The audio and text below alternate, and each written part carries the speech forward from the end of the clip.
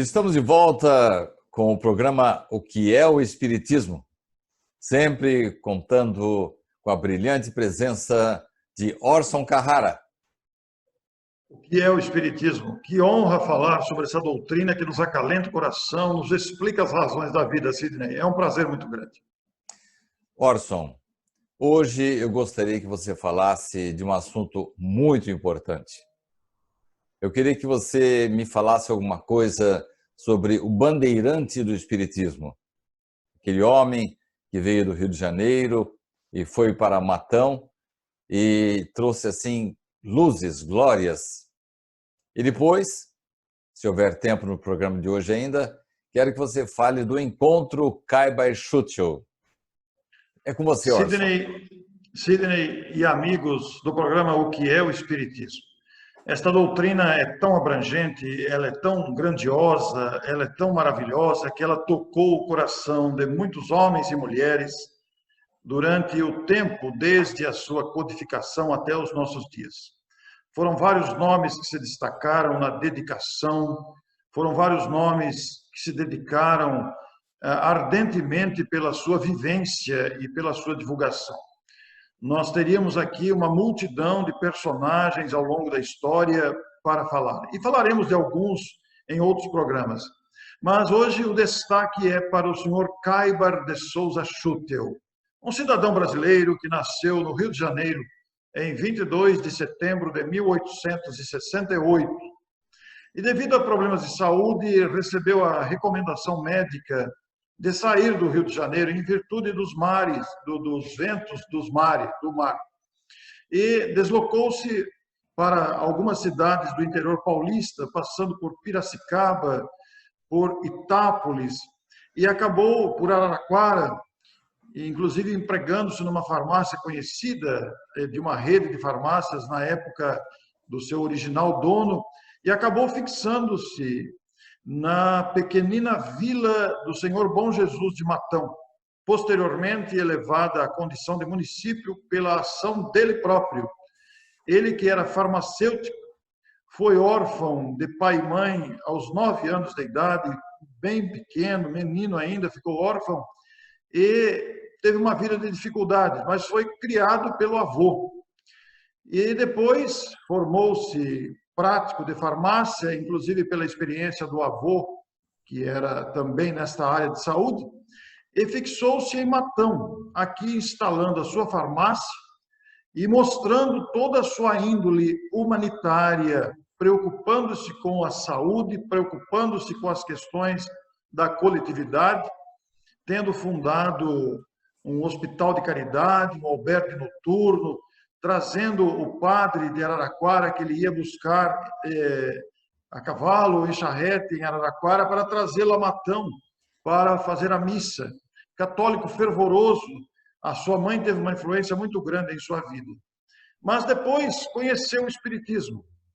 E quando conheceu o Espiritismo, já era um cidadão muito respeitado, porque era o homem que fazia partos na madrugada, que saía a cavalo para atender doentes, que aviava receitas gratuitamente em sua farmácia, um homem envolvido com as questões da cidade, tendo emancipado o município politicamente. Ele foi o prefeito de Matão? Foi o primeiro prefeito, é verdade? Foi o primeiro prefeito de Matão. Foi a pessoa que emancipou, liderou a emancipação político-administrativa e também tornou-se o seu primeiro intendente, que é o cargo equivalente ao de prefeito nos dias atuais. Como é que ele conheceu o Espiritismo, Orson? Na verdade, ele recebeu um exemplar, um jornal, aliás, a revista Reformador, editado pela Federação Espírita Brasileira, de um pioneiro espírita na cidade de Itápolis, onde também ele conheceu a sua esposa. E quando veio para Matão, ele tinha sonhos com os pais, sonhos muito nítidos com a mãe e o pai. Ele tinha 10 anos quando os dois desencarnaram, com uma pequena diferença de 1 ano aproximadamente.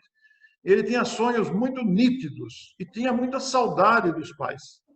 E ficou sabendo que havia um grupo de pessoas aqui que se reunia para conversar com os espíritos. Mas eram reuniões frívolas, Reuniões que perguntavam sobre casamento, sobre sorte, sobre assuntos do cotidiano, sem nenhuma seriedade. E ele pediu para participar. E esses homens, a princípio, recusaram, porque disse que os espíritos pediam pagamento de missa, e eles não tinham mais dinheiro para fazer isso. Mas ele insistiu e acabou participando de uma reunião mediúnica. E pôde verificar que ali havia algo mais do que simplesmente pedidos banais. Pediu pelo correio, naquele tempo não tinha SEDEX, né, Sidney? Pediu pelo correio os exemplares da Codificação Espírita, a Federação Espírita Brasileira, e quando chegou esses livros, esse pacote, esse pedido, ele se dedicou a ler. E estava surgindo o espírita Kaibar Schutel. Ele já não estava mais como prefeito, ele abandonou a política, abandonou as suas ações, tornou-se espírita e recebeu uma grande resistência do padre local. É isso O que eu ia padre perguntar. começou Sendo uma a pessoa de combatê-lo. destaque na cidade, como que foi interpretada essa conversão dele para o espiritismo? Isso causou um grande impacto na população, porque ele era um homem muito respeitado. Ele era um homem querido, que atendia os pobres, que atendia os carentes, que atendia as pessoas que necessitavam de sua experiência médica, de sua experiência como farmacêutico, e que atendia todo mundo. Ele recolhia mendigos pela rua, saía com a sua charretinha recolhendo pessoas caídas pela rua, levava para casa, cuidava deles, e isso tornou uma pessoa muito respeitada. E quando ele se converteu ao espiritismo declaradamente, né, isso causou uma oposição ferrenha do padre local. E a população ficou atônita, que começou a receber ameaças do padre, inclusive, que ninguém mais deveria comprar na sua farmácia, ligações com o demônio, aquelas questões do preconceito da época. Mas ele foi firme. E o padre começou a atacar o espiritismo, publicamente na igreja. E ele ficava do lado de fora da igreja, ouvindo os ataques do padre. E aí resolveu fundar um jornal, o jornal O Clarim, não para defender-se, mas para defender as ideias espíritas. Então ele saía e ficava do lado de fora da igreja, ouvindo os ataques do padre, voltava para casa e escrevia as argumentações em defesa do espiritismo. E naquele tempo não tinha os recursos que temos hoje, né?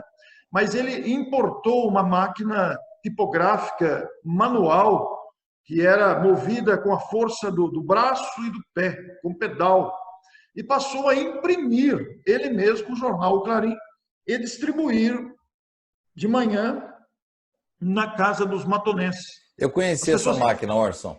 Uma vez essa que máquina existe. Ela está no museu. Primeira vez que eu fui a Matão com o Richard Simonetti, conheci o seu Cunha, e ele nos mostrou essa primeira máquina do Kaibar. Ele operava ela manualmente, né? Então você imagina, ele passava as madrugadas imprimindo os exemplares do jornal e na manhã seguinte distribuía pelas casas, o que causou uma ojeriza do povo, que o povo tinha medo daquilo, porque o padre atacava muito. E as pessoas procuravam pegar aquele jornal com o cabo da vassoura, porque não podia pôr a mão, era coisa do demônio, né? A ignorância da época. Está parecendo um vírus que nós ficamos conhecendo, né? Orson, eu fiquei sabendo, depois eu quero que você me mostre uma bibliografia sobre Kaibar Schutel, porque naturalmente os nossos telespectadores vão se interessar por Kaibar. E não por acaso eu lhe perguntei a respeito, porque há uma obra muito interessante do seu filho sobre esse assunto. Você poderia mostrá-la para nós, Orson? Sim, olha, a obra de Schutel, ela gerou que vários autores publicassem sobre ele, inclusive o primo do Richard Simonetti, Sérgio Lourenço, foi um grande divulgador da obra de Kaibar Schutel, né? Muitos falaram. Inclusive sorteamos constantemente aqui no nosso programa, é um dos livros mais requisitados. O meu filho Cássio, que é jornalista, publicou esta obra, O Som da Nova Era. Isso aqui é um TCC, ele é jornalista e a sua obra de conclusão de curso, seu trabalho de conclusão de curso foi em função do trabalho de continuidade da editora fundada por Kaibar Schutel após a sua desencarnação. Então, ele fez uma pesquisa dos continuadores, porque a editora fundada por Caio Barchuti ficou 27 anos. Imagine você, uma editora, ficar 27 anos sem publicar um livro sequer, em função da crise que se estabeleceu, porque logo após a morte de Caio Barchuti, nós tivemos a Segunda Guerra Mundial, com impactos na economia, com impactos gerais no planeta, e logo em seguida a morte de Caio Barchuti, nós tivemos a Segunda Guerra. A Quando editora ele ficou faleceu, 27 Orson? anos. Ele faleceu no dia 30 de janeiro de 1938. Logo Então, em nós tivemos... seguida, irrompeu Logo em a seguida. Segunda Guerra. E nós tivemos a continuidade da editora pelos continuadores da época, e ele fez um trabalho baseado nesses continuadores. Não é um livro biográfico, é um livro reportagem. Histórico. Histórico, exatamente. Mas Orson, a continuação, sim. Desculpa ficar interrompendo você, mas eu não me contenho. Se não me engano, foi no livro do seu filho que ele narra um fato ocorrido em que os católicos cercam o Clarim com intenção até de colocar fogo no centro, porque ali morava o diabo. Foi no livro do seu filho isso? Não. Essa circunstância, eu não me lembro se ele comenta sobre isso, mas esse fato é muito conhecido, né? Porque um mês depois de fundar o jornal O Clarim, ele fundou o Centro Espírita Amantes da Pobreza, o que gerou uma revolta do padre, né? E o padre organizou uma procissão para apedrejar o centro e o próprio Caio Barchuti. E fez uma procissão barulhenta que foi se movimentando com paus e pedras para atacar o centro. E quando chegaram de frente ao centro, aquela algazarra, saiu aquele homem franzino, porque ele era um homem pequeno, era de baixa estatura e magro, franzino. Saiu aquele homem na frente do centro, com o seu terno de linho branco, ele era muito cuidadoso com isso, era um costume da época, né?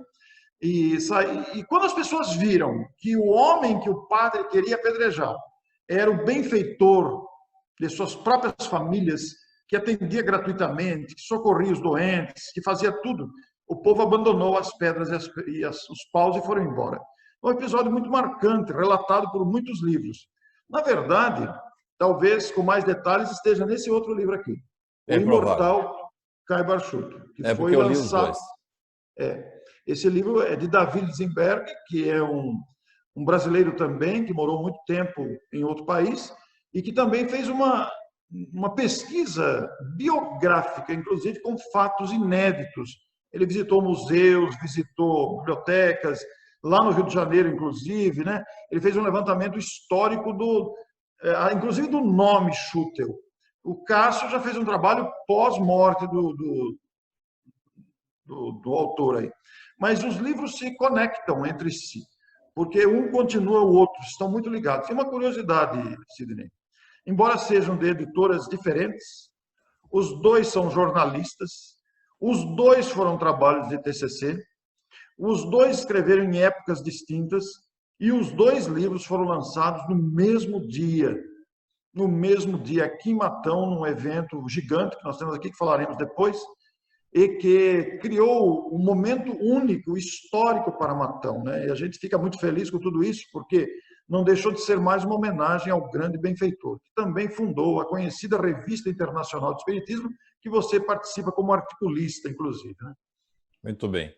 Orson, dessa grandiosidade de obra de Caio Barchuti, surgiram muitos movimentos. E um deles é liderado por você, que acontece anualmente. Eu gostaria que você, nesse restinho de programa, me falasse por que foi criado esse movimento, no que ele consiste, se são apenas palestras, ou se você, por acaso, se relembra daquelas nossas velhas concentrações de mocidade, enfim. E como esse encontro se mantém numa época, como já comentamos no programa passado, é muito difícil, tanto para os movimentos, como para as editoras, como para as livrarias, não somente espíritas, mas de uma forma geral. Mas conte para nós, Orson, como surgiu esse Encontro Caibar-Schutel?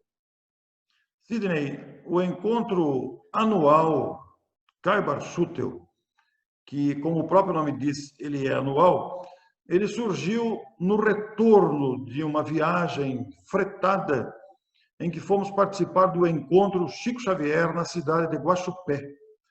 Isso, nós fomos 10 anos participar desse encontro lá em Guaxupé, liderados pelo saudoso Ismael Batista, um Sim, grande amigo do movimento inclusive ele espírita. já me convidou para falar lá. A esposa dele está dando continuidade ao trabalho dele, né, Orson? Ele desencarnou em 2018 Isso. e em 2010, voltando deste evento, num fretamento, nós sempre fretamos ônibus, vai uma equipe muito grande, foi para lá durante 10 anos. Num desses retornos, levantou-se a hipótese, até por sugestão do próprio Ismael, por que não fazer um encontro desse aqui em Matão, considerando a importância de Caibar-Schutel? Por sugestão do Ismael e inspirado no trabalho dele, Encontro Chico Xavier, aquela equipe nessa viagem de volta resolveu fazer esse evento aqui em Matão, cuja primeira edição aconteceu no ano de 2011. Portanto, em 2020, nós alcançamos a 10ª edição. São 10 anos do Encontro Anual Caibar-Schutel, que é um encontro de grande porte. A sua primeira edição teve a participação de 400 pessoas de 50 cidades de diferentes estados. E em 2019, por exemplo, nós alcançamos a participação de quase 1.000 pessoas de 90 cidades, de 5 estados. É um evento de grande porte, que é um evento com uma característica muito interessante, ele não se repete. A cada ano ele tem uma característica diferente. E não é apenas palestras. Nós temos oficinas, temos entrevistas, temos palestras, temos arte em abundância.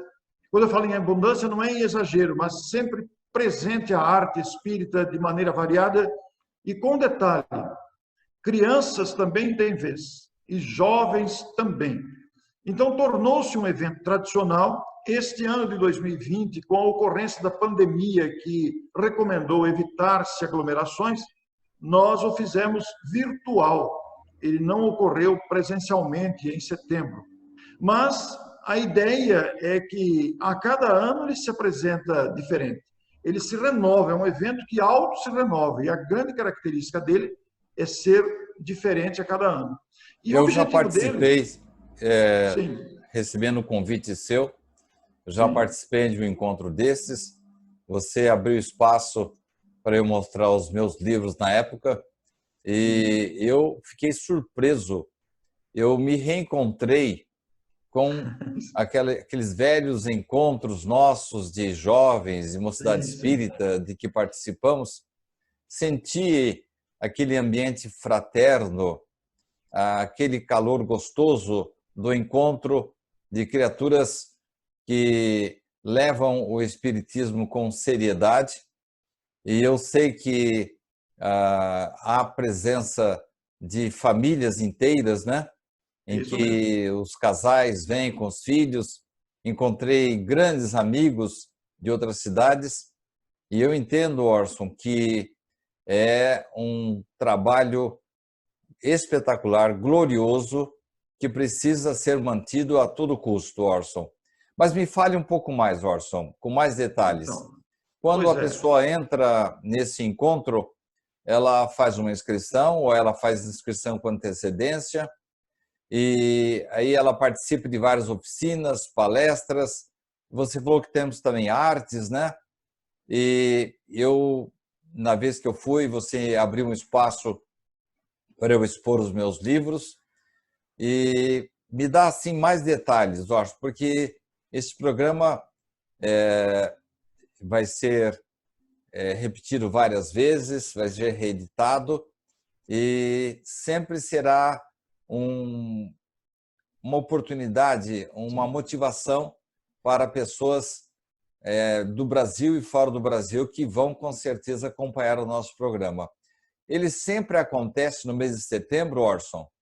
Sim, ele sempre acontece nas proximidades do final de semana. Aliás, nas proximidades da data de nascimento de Caio Barchoto. Então, é sempre no final de semana, próximo ao dia 22 de setembro. Seja 19, 21, 23 ou 15, aquele final de semana que coincide com a data mais próxima do dia 22 de setembro. E ele é um evento que é promovido por uma equipe numerosa, porque é um evento de grande porte. Ele é dividido por sessões, então nós temos o pessoal da recepção, o pessoal da alimentação, o pessoal da programação, da divulgação. E este evento, ele é amplamente divulgado pelas mídias. A gente explora bastante os recursos do WhatsApp, do Facebook, e divulgamos bastante. Então, ele atrai pela qualidade do evento. É uma equipe numerosa. Eu tenho que fazer crédito aqui ao trabalho perseverante, ao trabalho dedicado das equipes que cuidam das crianças, das equipes que atuam com os jovens, do pessoal que cuida da estrutura física do evento, que precisa ser muito organizado. As inscrições são sempre feitas com antecedência. Inclusive, chega um momento que a gente fecha as inscrições, até porque a gente precisa ter dimensão da quantidade de pessoas inscritas por causa da alimentação, que é fornecida também no evento. E como disse a você, a cada ano sendo diferente, o formato da programação sofre alterações a cada ano. Nós nunca repetimos o modelo anterior, justamente para ele não ficar um evento padronizado, para não ficar um evento cansativo, que todo mundo sabe já o que vai acontecer. Não, a gente procura surpreender os participantes. Inclusive, a 10ª edição foi totalmente diferente, porque foi virtual, considerando a necessidade da não aglomeração. A gente perdeu o contato físico, mas não perdeu esse entusiasmo. Ele é promovido pelo Instituto Caio Barchoto. O Instituto Caio Barchoto é uma pessoa jurídica, sem fins lucrativos, não tem sede física, é apenas uma sede virtual, exclusivamente para a movimentação financeira desses custos, receitas, despesas, com o evento e outras promoções de divulgação. Orson, quando a pessoa entra, ela pega o seu crachá e ela faz o quê? Descreva para mim um itinerário do participante. Sim, quando a pessoa chega no evento, ela vai ter o seu crachá, que ela mesma vai preencher para a gente ganhar tempo, e não ficar aquela fila de procurando crachá. E aí, a depender do formato do ano, a depender da estrutura montada para aquele ano, pode ser que ela tenha optado por esta ou aquela atividade, ou vai concentrar todo mundo numa abertura geral de palestra. E depois a distribuição será orientada dentro da estrutura do evento. Vai depender muito da estrutura daquele ano, que sofre alteração todo ano, não é igual. Quando termina um, nós já começamos a planejar o próximo, sempre com estrutura diferente. Então, na chegada, na recepção, muito calorosa, as pessoas gostam muito, até porque as crianças perguntam aos pais, domingo que vem tem mais, quando que vai ter EAC outra vez? Isso marcou muito as crianças, né? Principalmente porque a arte também é utilizada com elas. E a pessoa pode ter escolhido por uma palestra, pode ter escolhido por uma oficina, pode ter escolhido participar de uma mesa redonda, de um debate, de uma roda de conversa. Vai depender da escolha que ela fez. Qual é a duração do encontro? Normalmente, Sidney, em anos anteriores, nós fizemos 2 dias. Foi o padrão de dias ficou fixo. Começando a 1h de sábado, estendendo até às 19, 20 horas de sábado, reiniciando no domingo às 8h30 da manhã e indo até meio-dia, aproximadamente. No ano de 2020, antes da pandemia, nós havíamos optado por fazer apenas no sábado.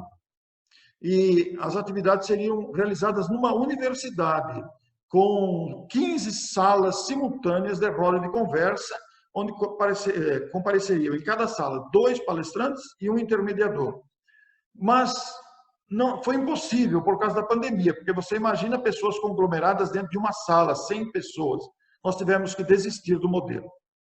Orson, nós estamos chegando ao final do programa. Eu queria 2 coisas de você.